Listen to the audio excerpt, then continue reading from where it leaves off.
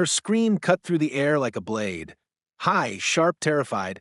I was only a few steps behind, but by the time I reached her, Ellie was already on the ground, trembling, her knee gashed open, blood seeping onto the concrete like spilled paint. She was clutching her leg, her face twisted in pain, tears streaming down her cheeks. And I couldn't breathe. I dropped beside her, hands shaking, trying to stop the bleeding with my shirt. "It's okay, baby, it's okay," I kept saying, though my voice was anything but calm. My phone had fallen. I couldn't find it. Ellie was sobbing. Her leg was covered in blood. I looked up, panicked, hoping anyone would help. And there she was, Karen, standing in her front doorway, arms folded, watching. I waved frantically, "Please, call 911. Please?" She didn't move. She just stared, like she was watching a scene she didn't want to be part of. Then she shook her head, muttered, "I'm not getting involved," and turned around. She went back inside, just like that. I remember the way the door clicked shut, soft but final. I remember the sound more than her voice. I held Ellie tighter, pressed my trembling hands to her leg, trying to slow the bleeding. Cars passed, people stared, but no one stopped. Not until the sirens. Not until it was almost too late. You think you know your neighbors. You think someone will help when you need them. But when my daughter lay bleeding on the sidewalk, barely able to speak for herself, the one person who could have helped chose not to. And that choice changed everything. It had been a good day. One of those rare, quietly joyful days where nothing grand happened, but everything felt okay. Ellie had just finished her therapy session, and for the first time in weeks, she'd said a new word, clear, confident, and all her own. Flower. We'd passed a garden on the way in, and she had stopped, pointed, and whispered it like it was a secret she was finally brave enough to share. I remember the therapist beaming. I remember my heart swelling. These victories were small to others, but to us, they were huge. Ellie doesn't speak easily. Every word takes effort, trust, safety. That one word meant her world was getting just a little bit bigger. We left the therapy center with a celebratory apple juice in hand, walking the slow, familiar route home. Ellie held my hand, humming under her breath, a tune she made up weeks ago and returned to whenever she felt calm. She bounced slightly with each step, her curls bobbing with the rhythm. I hadn't seen her this peaceful in days. The sun was out, soft and golden. The breeze carried the scent of fresh-cut grass and the faint sweetness of someone's blooming roses. It was the kind of afternoon where everything felt still, like the world had paused to let us enjoy this moment uninterrupted. As we turned onto our street, Ellie pointed out a butterfly and giggled. Not loudly, not enough to disturb anyone, just a soft, delighted sound. She started skipping ahead in short bursts, looking back to make sure I was watching. I was. I always am. That's when we passed her. Karen was out in her yard, clipping the edges of her flower beds with shears that gleamed in the sunlight. She didn't look up at first. Ellie waved anyway. "Hi." Ellie said, louder than usual, excited, brave. Another word. Another small miracle. Karen looked up, paused, nodded slightly but didn't smile, didn't wave back, just returned to trimming, as if Ellie had never spoken. I felt the familiar knot in my stomach, the cold wall of disapproval that always seemed to surround that house. But I brushed it off. This was a good day, and I wasn't going to let a cold glance spoil it. Ellie didn't seem to notice. She kept walking, dancing a little, clutching her empty juice box like a trophy. We were only a few houses away from home. Just steps. It was peaceful. It was safe. And in the next breath, everything would change. It happened so fast, I didn't even have time to call out her name. One moment, Ellie was walking just ahead of me, humming and swinging her juice box. The next, her foot caught the edge of the uneven sidewalk, a crack that had been there for years, always overlooked, always ignored. Her tiny sandal slipped forward, and her body pitched sideways. There was no time to catch her, no warning, no scream. Just the sickening sound of skin against concrete. Then silence. For a split second, the world froze, and then she screamed. Not the kind of cry you hear when a child scrapes their knee. Not the kind you can comfort with a kiss and a band-aid. It was raw, piercing, a scream from deep inside, the sound of real pain. I dropped everything and ran to her. She was on her side, one arm tucked under her, the other gripping her leg. Her knee was torn open, blood already pooling beneath her, soaking into the concrete, bright red against the gray. There was so much blood. I knelt beside her, panic coursing through me. Ellie, baby, I'm here. It's okay, I'm here. My voice shook. I was trying to be calm, to stay strong, but my hands were already trembling as I pressed my shirt to her wound. She flinched and sobbed, trying to push me away. Her eyes darted, wild with fear. I know, I whispered. It hurts. I know.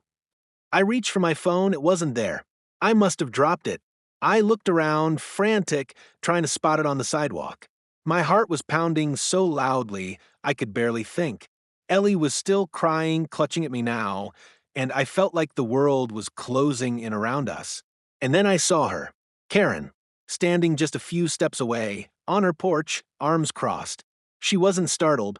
She wasn't panicked.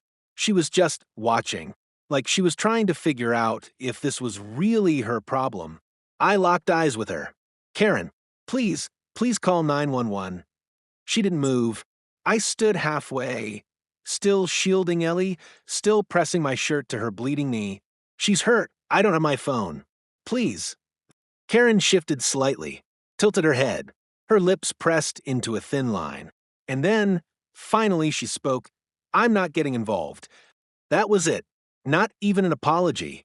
Not even concern. She turned and walked back inside. Her front door closed softly. That quiet click so deafening in the moment that I'll never forget it. I stared at the closed door, stunned, numb. Ellie whimpered beneath me. I snapped out of it, scanning the ground until I found my phone a few feet away, screen cracked but still lit. I grabbed it and called 911, choking out the words as fast as I could.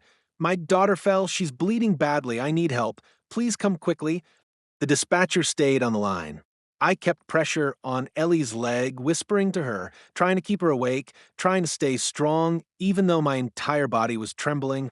She looked up at me through tears and said something I'll never forget. Why didn't she help? I didn't answer, because I didn't know how, because the truth was too cruel to speak aloud in that moment. I just held her tighter, whispering, "It's okay, I'm here, I've got you," over and over, until the sirens finally arrived. They say 5 minutes isn't long, but when your child is bleeding on the sidewalk, those 5 minutes stretch into forever, each second a lifetime, each heartbeat echoing like a war drum in your ears. I sat there on the hot concrete, my knees scraped, my shirt soaked in Ellie's blood, pressing it to her leg, whispering over and over, "Stay with me, baby, I've got you. It's going to be okay."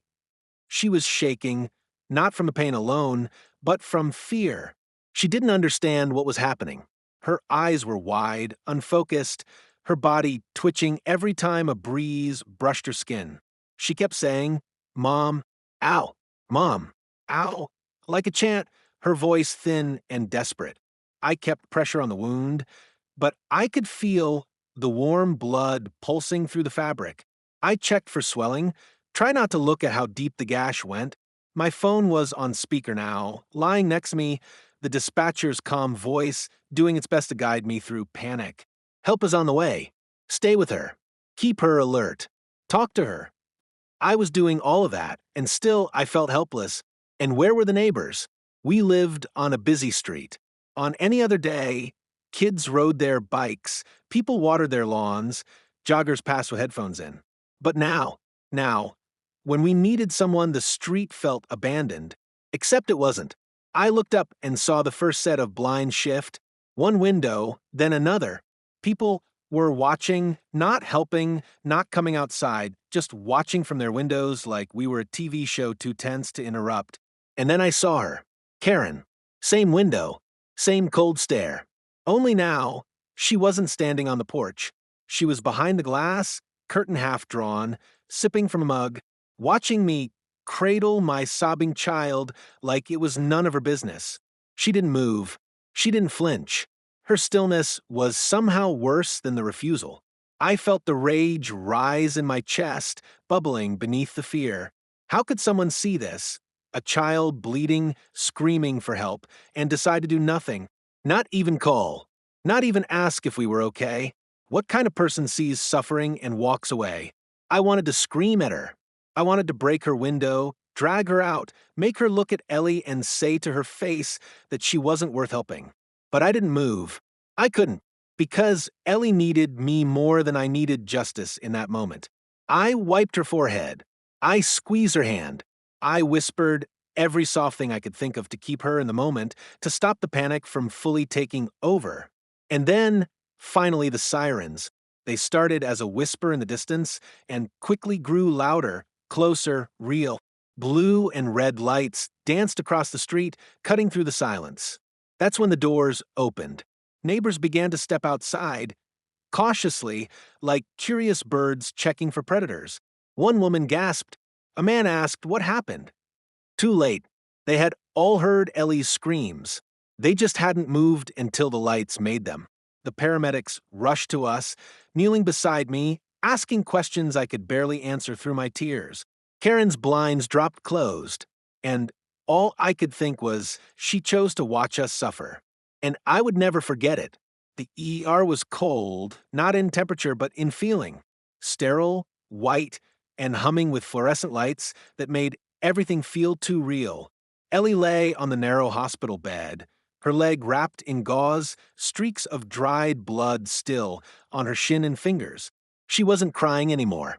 She just stared at the ceiling, eyes wide, silent in a way that scared me more than her screams ever did. The doctors said she needed stitches. The wound was deep but clean, no bone damage, thankfully. She's lucky, one of them had said. I nodded, numb.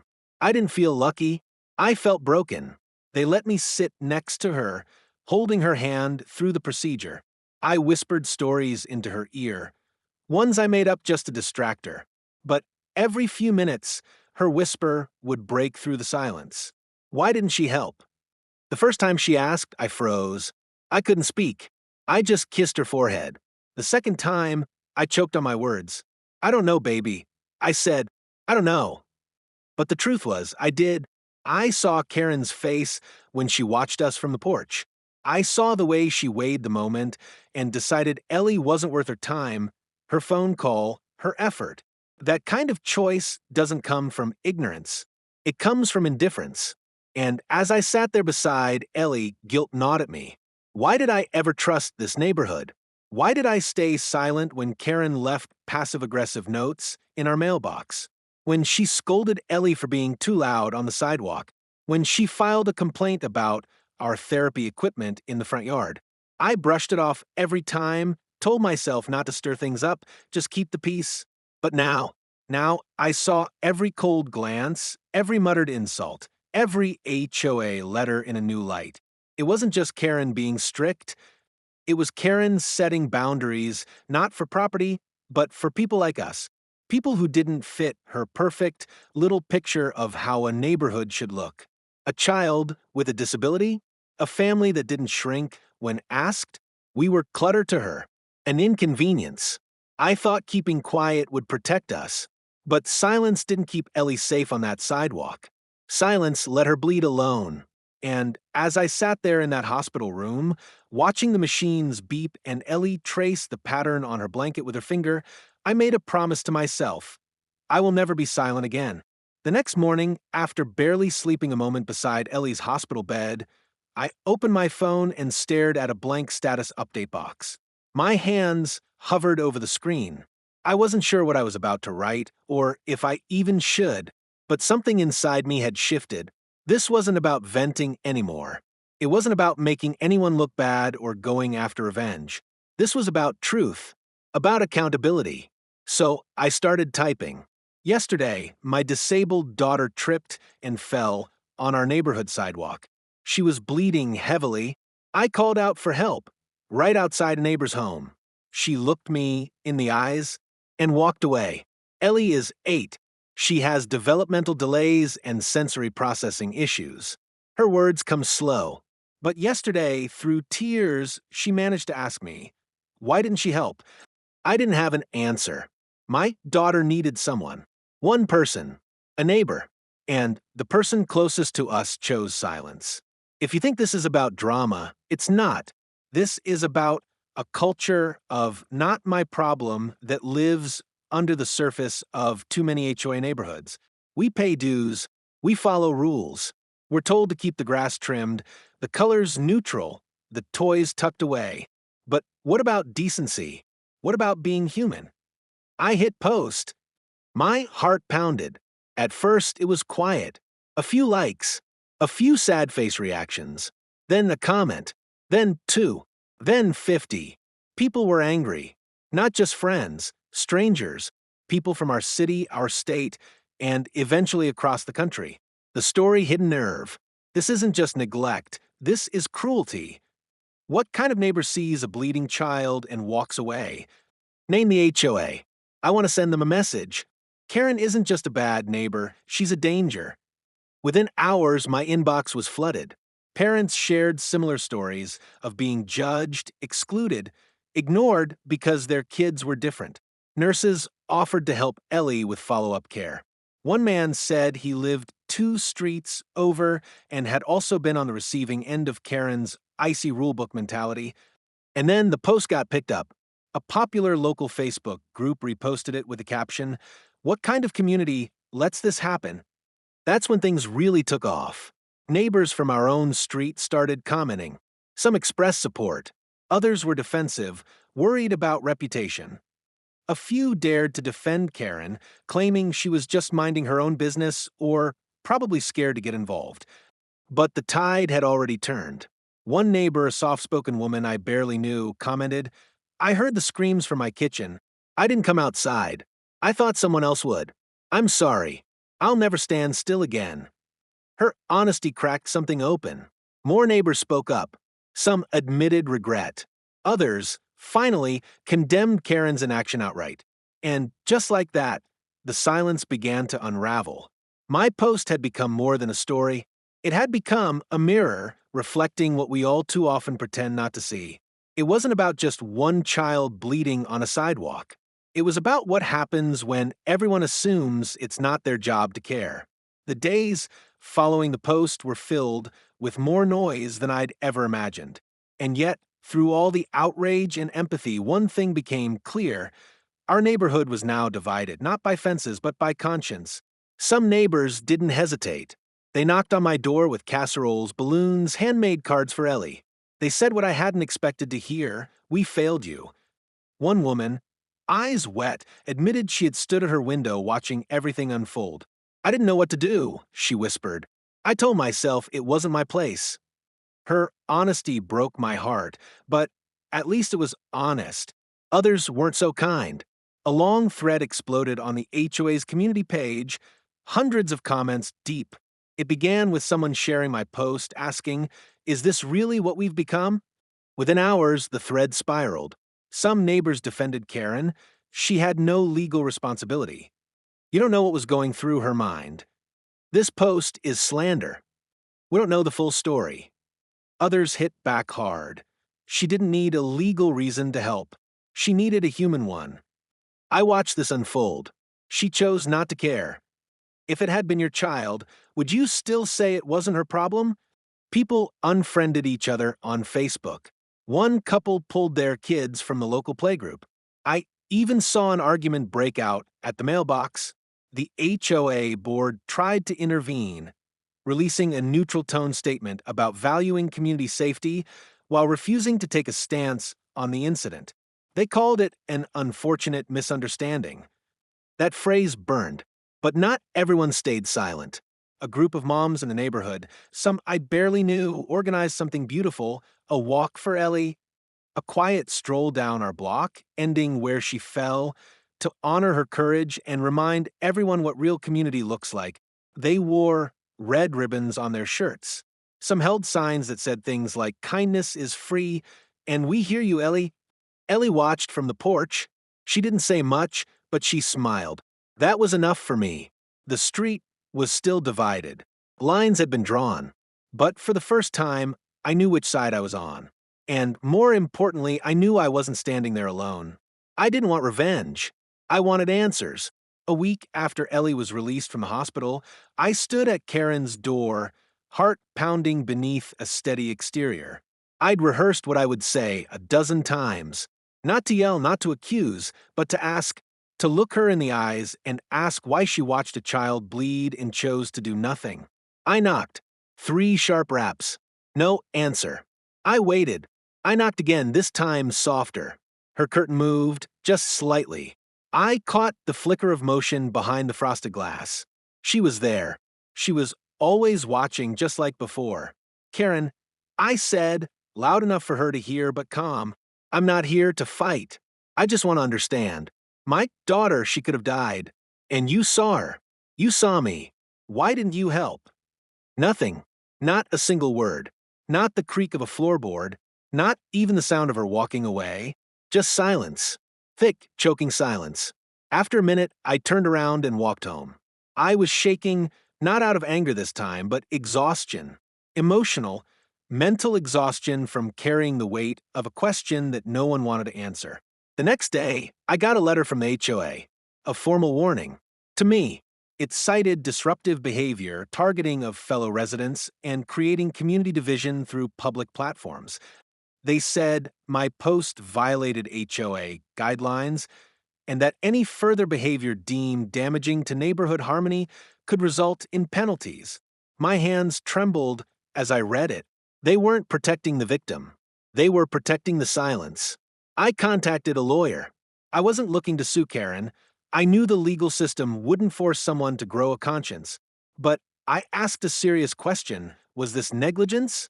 Could her refusal to help when she was the nearest adult be grounds for liability? The lawyer explained that duty to rescue laws are narrow, especially in private communities. Karen likely wouldn't face legal consequences unless she had caused the injury or prevented someone else from helping. But then he paused and said something that stuck with me. The law may not demand compassion, but your HOA's code of conduct might. You could force a conversation. So I did. I took the letter I received and brought it to the next board meeting. The room was packed, not just with residents, but with energy. Everyone was waiting to see how far this would go. I stood up, held the letter in my hand, and said, I was issued a warning for telling the truth, for sharing that when my daughter was in danger, someone chose to watch instead of help. If speaking up makes me a problem, then maybe this HOA doesn't stand for safety, it stands for silence. Murmurs spread across the room. One board member cleared his throat, uncomfortable. Another looked down at her hands. A neighbor stood up. We need to talk about what our values are. If we only care about lawns and paint colors, but not children bleeding in the street, what are we even paying for? And just like that, the conversation cracked open. The board announced they would hold an emergency session, not about rules, but about community safety ethics, about what it means to be a neighbor. I don't know what they'll decide, but this time they're being watched too. To every parent reading or listening, I want you to hear me clearly. You should never have to beg for someone to care when your child is in danger. What happened to Ellie could happen to any of our children. A stumble, a fall, a moment of fear, that's all it takes. And in those moments, we don't just depend on doctors or ambulances. We depend on people, on neighbors, on strangers who are close enough to help, who have a choice. And that's what this story is about. Choice. Not laws, not HOA rules, not legal obligations or fine print. Just the simple human choice to care. Karen didn't need to be a doctor. She didn't need to have medical training or even come running. All she had to do was call 911. She could have picked up the phone. She could have stepped outside and asked, "Do you need help?" But she didn't. She looked at a bleeding child and chose not to care. That decision, in that moment, exposed more than just her character. It exposed a culture, one far too common in HOA communities, in manicured neighborhoods, in the places where image matters more than people. A culture that says, don't get involved. Not my problem. Keep the peace, even if someone's hurting. But here's the truth. Peace without compassion isn't peace. It's indifference wearing a smile. To the communities listening, Being a neighbor isn't about trimmed hedges and matching fences. It's about watching out for each other. It's about making sure that when a child screams, someone answers. And to those who've ever stayed silent in moments that mattered, please understand this. Apathy is dangerous. It teaches our children that their pain can be ignored. It teaches our communities that cruelty, when quiet enough, is acceptable. But we don't have to live like that. We can build neighborhoods where kindness is louder than property codes, where a child's safety matters more than a clean sidewalk, where community means we show up for each other, not just decorate our mailboxes the same way. Karen didn't have to be a hero. She just had to care. She chose not to. Let that never be your choice. Thank you for staying with us through this heartbreaking but necessary story. If you've ever been in a moment where you needed help and no one showed up, we see you. We hear you. And you're not alone. Tell me in the comments. Backhand index pointing right. Have you ever been ignored when it mattered most? Backhand index pointing right. What would you have done if you saw a bleeding child just steps from your front door? This story isn't just about Ellie. It's about every one of us who's ever depended on a neighbor to do the right thing and been met with silence. And if you thought Karen couldn't go any lower, you might want to sit down for what's coming next. Just days after the ambulance came to help Ellie, Karen filed a formal complaint because the EMT then blocked her driveway. That's right, not a concern, not a check-in, just a complaint. And what the HOA did next, you'll have to see to believe. So, if you believe in accountability, if you believe that compassion should never be optional, and if you're ready to help us hold these HOAs and Karens accountable one story at a time, thumbs up like this video's speech balloon comment with your experience television. Subscribe to the HOA stories where silence gets exposed and truth has a voice. Because Ellie may have been ignored that day, but not anymore.